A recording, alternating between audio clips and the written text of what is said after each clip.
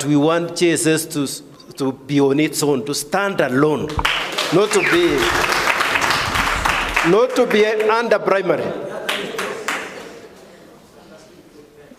Not to be under primary, because those are separate entities. If you read the Constitution, Schedule 4, it talks of primary and secondary. So that there should be a clear distinction. But for junior secondary school and senior secondary school, there should be teacher mobility. You can decide one time, I want to go to senior school, you go and teach there. You want to go to junior school, you go and teach there. But remember, senior school is going to be pathways. Your school may decide to be a science-only school, and you are teaching humanities. What will happen to you? Then you can say, you can go to JSS or you go to a art school. So that is why we need to have that teacher mobility. And also there is going to be talent school. So we need to borrow the experience which is existing in the senior school and take it to the junior school. Because otherwise junior school will not have the administrators and such. But the approach which is being adopted by the government is not the best. Because currently, there is a proposal to amend both the TSE Act and the Basic Education Act. And what they are introducing in those amendments, some of them are not good, courtesy of that presidential working party. Imagine they want to introduce something like comprehensive school. Comprehensive school means JSS needs to be under the primary.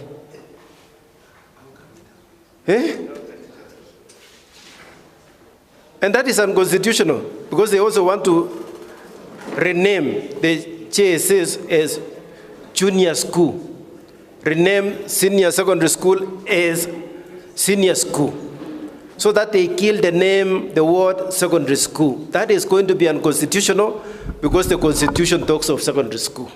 And therefore, the word secondary school cannot be removed. We are wondering if this CPG that we got, because we believe we got it in the return to work family. Our question is, when is it going to be reviewed and how is it going to be reviewed? We want to hear from the horse's mouth. Another thing that we don't want to miss is the promotions for 2024. Tunangojea. Another thing that we don't want to miss is the acting allowance. People have acted deputies, people have acted principals, and even HODs with nothing. But in the return to work formula, it seemed there was something. We want you to make it clear today to our members. As you see them seated, they are not happy on the way the strike was called off. And that is what Ontumbi wanted to say. Yes. And I want to say it myself. Karibu tushikwe na press. Yes. Karibu tu na answers. Yes.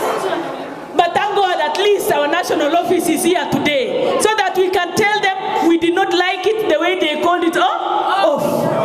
Though there are benefits that we are getting, but the calling off was not in all. We also appreciate the fact that the 22 billion aeon was taken back to 22 billion from 11 billion. So when we strike, it was taken to 22 billion. But our issue is the services for Minet must be streamlined, so that when every teacher goes to the hospital, we don't have to queue and wait for approval for hours and be disappointed by being told to be treated as an outpatient.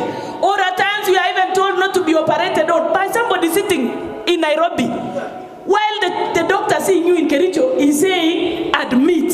Someone in Nairobi says do not admit. That is where our problem is. So if Minet is going to be streamlined, then we are going to be a better working force.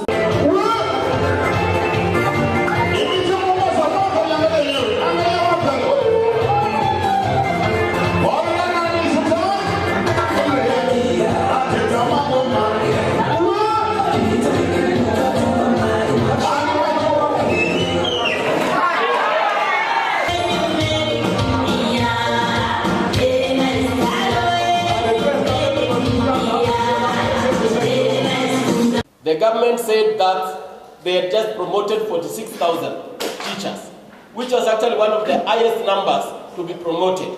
But that is a drop. So right now, even after the promotion of the 46,000 teachers, there is still... Tunatukanyanga na sisi tunakuja. 164, how on earth? Wanakuja Moi Garden. Baka Moi Garden imetujua. I think county government karibu wakuja watudai kwa sababu tunaenda Moi Garden kila siku.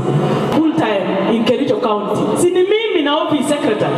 Hawa watu wengine wako class and they are earning from TSC. So we know they stepped on the unions, but the teachers have succeeded. Na hatujali. I even asked in one of the meetings, and we were coming out to say 17 is not enough. So teachers have supported us. Today, yes, being given termination letters. We are fought, and they know, in Kericho County alone. And there were only 3 sub-counties that 10 to 15 years. Others are retiring in C3, yet they were supposed to qualify even to be in both in secondary school and in tertiary institutions. Even in primary, is promotion. This was so good of you. I want us to say KUPPET power.